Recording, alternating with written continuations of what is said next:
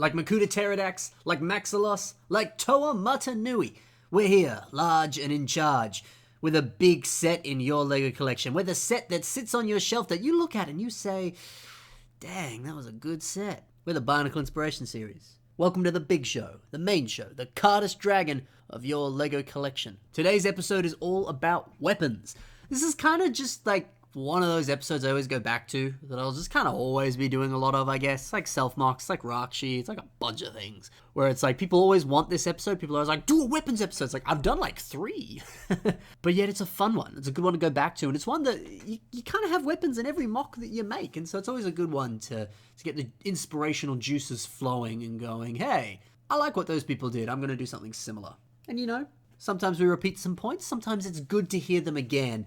Sometimes it, didn't quite hit the first time, but the second time you hear it, you go, "Ooh, this time it's hitting somewhere nice." Or you're in a different space now. You're a completely different person to when you last saw the episode. So hearing some new stuff, hearing some old stuff, just hearing some stuff about weapons is exactly what you need. So we're going to talk about a whole bunch of different Bionicle weapons, whether they're swords, guns, or everything in between. So let's begin. The first mock we've got today. The first one, it's by BioRays and is called Drill... ... So what I like about this is kind of the concept of, I guess, themed weapons. Now, I have no evidence to back up my argument here, but the concept still remains the same, and it's something you could easily explore in your own stuff. To me, when I looked at this mock, this drill with 3 Ls kind of spoke to me about what this mock is, what it represents, its story, you know? I looked at the color scheme here. It's this really cool gray, orange, and red. It kind of reminds me a little bit of like Mars Mission or some of your space themes, like the current space theme, a few other things like that. It kind of gives me this interesting kind of mining look, kind of like some sort of sci-fi mining robot. And I think that the drill weapon here kind of very much represents that as well. And so I like that. The weapon seems very fitting to what the character has. Now, like I said, there's no evidence to back that up. There was no backstory on this mock, but to me, it kind of looks like that. And so I like that idea, right? You've got a character, he's got this specific backstory, or he fits into this specific trope. Well, can the weapon kind of play off of that? Can it expand it a little more? And I think this is really fitting. We take a look at the weapon here. It is this kind of big, funky drill, but it's got these interesting kind of trans blue bits coming out of it. It seems like, you can kind of hold this drill with multiple hands here. It's almost a bit of a staff, so you can get it in lots of different, difficult to reach places in the mines and stuff like that. It's kind of fitting and it's kind of cool. And I like that idea too, of thinking about how the weapon might operate, whether it's an actual physical weapon you'd use for combat, or in this case, it's kind of more of a utensil, like some mining equipment, that sort of thing. And thinking about how it might operate, obviously you could look at real-life drills and other real-life mining equipment, but, I see this mock as a very sort of science fiction-inspired thing, so this drill gets a little bit of creative license that you can kind of come up with yourself there. And so that's really cool. And you can use your imagination and go, okay, well, how would this weapon work? And you could go, well, it's got the primary drill, but it's also got these trans blue claw pieces which act as anti-gravity rays. And you see these rays can pick up rocks in the surrounding areas and transport them when they're just a little bit too heavy to lift with your hands. So you use the anti-gravity rays and they can help you out just like that. And so you add the anti-gravity rays and you make them a different color. I'm making this up. I literally was improving that. I didn't even write that down. But you can easily make up that own sort of story for yourself, and that can inform how you make the weapon, the story that you give to it, and as a result, how that is translated into the actual weapon itself. So yeah, play around with that. See what you can come up with. On the actual mock itself, I really love this long, sort of heavy face that this mock has here with this kind of powerful, almost like chin or jawline there. Just really unique. It's really different. He seems like a kind of more gruff and tough, but also maybe a slightly empathic kind of emotional character. That's just at least the vibe that I get from this cool custom head design here. And another thing I really like is the upper leg design here. And we take a nice look at it here. The top of it, the sort of main area here that has one of those prefab limb pieces and some Hero Factory armor up there, it's actually quite a thin design. But then you add in that Mutterfoot down there, and it's buffed out a lot more and looks more like the traditional shape of a thigh. And I like that, I myself have done that before, where you build a limb or you build a specific body part and you're like, it's just too thin, or it's not big enough, it's not, it's not realistically proportioned to how this part of the body would be in terms of its thickness or its size or something. But the way you built it, you're really happy with it, but you're like, I can't buff it out. Well, maybe you're looking at it from the wrong perspective here. Maybe you keep looking at it from the top, like how can I buff out the top? But like this, you have to buff out the bottom. The top of this area here would be very thin, but once you add that Mutterfoot in there, it's a lot bigger.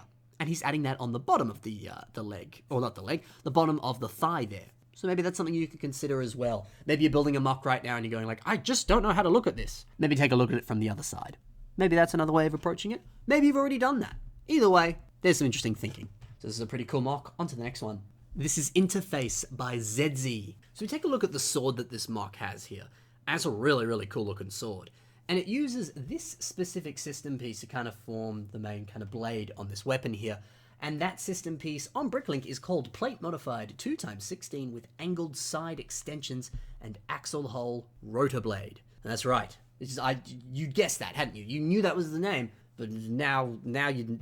Look, I'm just giving you the name so that you can look it up yourself and possibly go buy some on Bricklink or something. The name isn't supposed to sound entertaining. Besides the point, though, it looks lovely on here, and he's added this sticker on here, which I believe actually that sticker comes on that piece in the specific set it comes from, which I want to say is an Atlantis set? I don't know. I'm actually not sure. Regardless, though, putting stickers on some weapons like this, especially some cool-looking ones like that, can add some nice flair to a weapon. So take a look at some of the stickers that maybe came in some LEGO sets, and just see if you can apply them to a cool weapon, and it can give it some more character, it can give it some more life. Of course, this mock also has two really fantastic, lovely looking gun designs here. I love on this one gun here, it's got these white and dark red little kind of barrel things. I like the idea this could just be some additional ammunition, or it could be something else that's kind of cool, some sort of make-believe kind of science fiction-y thing, like maybe it's some funky attachment and you can put it in the gun and then it fires frost bullets or flame bullets, something cool like that. Just the fact that it's a different color like that, and just the little subtle details like that actually add quite a lot to it. Just the little things. It does quite a lot, surprisingly. Number two, it's fun to give a mock lots of weapons, and this mock has a fair few of them as well. Always a cool thing to do. Onto the actual mock as well. I think these weapons are definitely a big part of the character, but I also love this really funky out there head design, giving this really big kind of cross sideways trans orange visor here. Just looks really cool. It's a really unique and different head design. It's really nice. So from one gun design to some more gun designs here. This is a mock by Dylan Meaves and is called MTG-03 Weapons. So we were talking about some guns before on the last mock, but a lot of the principles explored on that gun design are also explored here, but also in some slightly different ways. You know, both gun designs really focused on using axles, some lift arms, and a few other individual pieces there. And guns are a fun and relatively easy thing to make, but one thing I really like about the gun design here is the way that it's attached, kind of giving it this slightly longer handle down there, and attaching a kind of little pin connector there through one of the connection points there, and having that easily match up with the system plates that are being used there to make this awesome finger design. It's always something you do have to consider is, how the heck you're going to attach the weapon once you make it. And, often that can be super simple. Sometimes it can be a little bit more complex, but there's at least one way of doing it, of finding ways to kind of transition that technique into some system stuff, and then having that system stuff actually be what the hand is made of. It's pretty interesting. But speaking of system stuff, this mock has this fantastic, very nicely detailed shield design here. Uses a bunch of tiles, jumpers, and other sort of interesting system pieces, but it just looks so lovely. It looks so unique and so different. It really gives this mock this awesome kind of science fiction soldier kind of flair. And honestly, I just don't know how you'd make this sort of shield with primarily Technic or Bionicle or CCBS pieces. Using your system stuff there, you are able to pack in way more detail and really make it sort of more, almost ornate. That may not be quite the right term to be using to describe this shield design here, but there's a lot of detail that's packed into it. And it's got some really funky textures and patterns on it, and that's because of all the system he's used. It just looks lovely. And speaking of looking lovely, I love the head design on this mock here. Kind of flipping that mask upside down and adding some other additions to it to create this kind of almost Master Chief style head design. It's pretty cool. Now onto the next mock here. This is by Unuku and is called Toa Takala. Now, I really, really love the weapons on this mock. They're these two really awesome hammer designs. And so far I've just shown you some swords and some guns, but remember there's all sorts of different types of weapons you could do. Look it up, give it a Google, have a Google for all sorts of different types of weapons. Maybe you're like Oberon Martell and you got an awesome sort of spear that you twirl around like a badass. Or maybe you're like Thor Odinson, you've got Stormbreaker, or you've got Mjolnir, or you've got Mjolnir and Thor's hammer, whatever you want to call it. A really awesome battle axe, a really awesome hammer. Or maybe you can be like Ezio from Assassin's Creed and you've got some hidden blades tucked up your sleeve. There's all sorts of different weapons that you could give yourself, you could give them to yourself if you wanted to, but rather give them to your Bionicle, you know, because, well, heck, you could actually make some life-size prop replica weapons out of Bionicle stuff. There's nothing stopping you. People have done it, and to a really nice degree as well. Still, I love how different this Mok looks because he has these two war hammers that he uses as his kind of primary use of attack. It's actually really nice. And heck, maybe he's a blacksmith as well, so not only does he use them to defend himself, but he also uses them to craft some other weapons and armor and all sorts of things. It's cool. It's informing character, and it's just different, unique, and maybe you've made all sorts of Toa recently, and you're like, yeah, I just keep making swords and guns, it's boring. Branch out, see what else you can make. Look up some other weapons, give it a Google, take a look at the things around you, TVs, movies, all that sort of stuff, and see what you learn. See what sort of cool stuff you can create.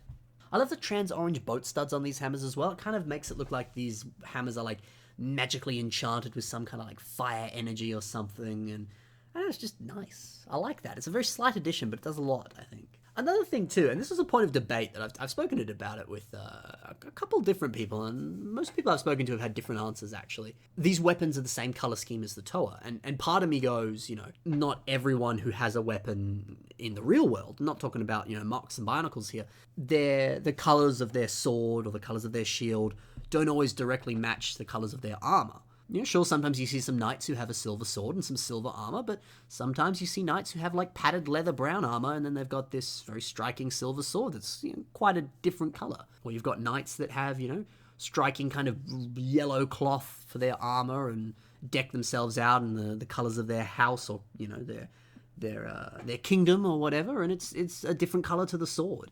And so I've sometimes produced the argument of like, well, hey, you know, if you're making a weapon for your Mok, it doesn't need to be the same color scheme as the Mok. And some other people go, no, it needs to be the same color scheme because then it ties in with the Mok and it makes it look like it belongs to it. And honestly, I can see arguments for both sides, but really, I guess that just comes down to your own personal preference. And here, I think it works really well, especially because the handles on these hammers here, they're brown, so it kind of looks like they might be made of wood, you know, which would make a lot of sense, right? So there's that argument there. What kind of color scheme do you want to have on your weapon? And maybe your brave knight that you're making in Bionicle is he's super pretentious, and he goes, oh, no, James, I refuse to fight with a green sword. My armor's also green. Those just clash. They have to be different colors. Or maybe he has to have them be exactly the same color, because otherwise he just feels wrong. Who knows? Play around with it. Do what you want. That's the beauty of Lego. You're making what you want because it's fun. So do it. This is a great Mok Unuku. I love what you've done. These next few weapons are by Eclipse Caller, and they're called Relics of Melted Great Ones, Great Ones. I know if that's a typo. There's two great ones. Maybe both swords are great ones, and so there's one great one and another great one. The great twos, if you will. But this is a really simple design, but it's really, really nice. And the concept itself is simple, but the weapons still look lovely. Let me elaborate. So these weapons make use of the Triaxle. The official name for this piece, if you want to look it up, is Technic Axle Connector Hub with 3 axles. It's a beautiful piece, and it's such a helpful piece. If you don't have any in your collection, it's a great idea to invest in some. Because the Triaxle is great because you're able to kind of play with angles. You're able to branch off in different directions instead of just sort of typical kind of straight lines. And like we see here, the Triaxle is simply connected to kind of a handle of these spears. I guess they're more sort of spears. And the way that the other 2 axles kind of branch off there, they kind of form these more ornate, funky looking kind of ornate details. And then simply the sword, or the kind of Rachi looking kind of spear thing, is attached through some lift arm pieces that attach to the side of those triaxles. So it's these little tiny details, this little kind of ornate finishing here, that takes a very typical weapon, whether it's this Rachi blade or this Kupaka blade, and it adds some nice flair to it. It presents it in a new light, or it takes something that's just a typical prefab element that you might look at and be like, yeah, it's cool, but I want to do something more with it. And it gives it something more. It adds just that little extra flair to it, and you're not doing too much to add to it. And it doesn't use too many pieces. The technique itself isn't necessarily all that difficult, but it does a lot. So maybe you're at that stage where you're kind of, you've been using a lot of prefab weapons and you're like, yeah, it's cool, but I want to branch out. I want to do something slightly more. Maybe something like this, playing some triaxles, or just adding little hints of detail, whether it's just a couple system plates that you put on the sword, or you just add a few other little additional things, a couple other pieces to it. It can be a great way of just sort of making it look just that little bit nicer. Next one here. This is by Raptor Talon and is called Lakzan. So again, this is another more simple concept, and of course uses our good friend System to help really make a nice design. So this, of course, is just stacking a bunch of trans blue cone pieces on top of each other, and it kind of makes this interesting kind of plasma sword or vibro blade or laser sword. It's awesome. Again, it's a simple design. You can sometimes even find those cone pieces on pick-a-brick walls at the LEGO shops, or you could just buy a bunch of them on Bricklink for relatively cheap. And yeah, it's just simply repeating a bunch of pieces on top of each other, and you get a really interesting looking sword design. And this MOC being more primarily black, this trans blue really pops up against it as well, so the weapon even adds a lot to this MOC as well, which is just really visually pleasing. Yeah, it's that. It's a simple idea, but it looks really awesome, and it's not too difficult to get a hold of that specific type of piece, which is awesome. You could argue this design might be a little bit more fragile, which is true, but if you invest in some flex tube, whether that's more sort of sturdier flex tube or some of the really, really super flexy flex tube, and you just sort of feed it through those cones there, it would add a little bit more stability to this design, which is definitely something to consider. So yeah, I really like the concept here, and I also really like this MOC as well, using the Knights Kingdom Vladik mask there. Of course, Knights Kingdom was had aspects of construction with some of their sets, which was always really cool. And a lot of those pieces you can easily translate to Bionicle stuff here, and I think this is a fantastic example of using one of their masks on a Bionicle MOC. And also I love the shoulder design on this guy here, giving him these really kind of broad, spiky shoulders that give him this really evil flair. He just looks cool. So very nice. On to the next MOC here. This is Prometheus by Plasma FR8G. Really love the bow design on this MOC. It's gorgeous. Again, kind of branching out a little bit more. You didn't really see too many bows on any official Bionicle sets. I guess you've got Umarak the Hunter, he kind of had a bow, but it wasn't something that was all that common. And, you know, like I was saying before, branch out, see what you can do that isn't just a sword or a gun. Of course, if you want to do a sword or a gun, you still can, but heck, this bow looks really cool. My chair is being super squeaky today. I'm going to edit as much of that out as I can, but I apologize. Dude, stop your squeaking. I'm recording. Anyway. This bow uses a lot of this specific piece. It came in a lot of Atlantis sets from the system theme Atlantis, where they explored the deep blue sea and found a whole bunch of evil monsters and things. This is called Technic Pin Connector Round Curved with Fin and Hole. Oh yeah. So of course these kind of have that slight natural curve to them, which really helps to illustrate that sort of curved wooden kind of bone design here. Bone design? I meant bow, but it could be also a bone design. It could be a bone. Could be a bow that's made of bones. There's a thought. Regardless though, the shape kind of takes care of itself because you're using those pieces. It's a great way to kind of get that nice curve. And it looks like to kind of create the string on this bow here, he's just simply got like a shoelace or some type of cloth or something that doesn't look like it's an official Lego piece. But it looks really cool.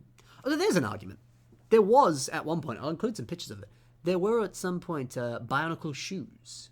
Now I assume these shoes actually came with shoelaces. I don't know if that was something you had to buy yourself. Would it be entirely purist to use those shoelaces in a MOC?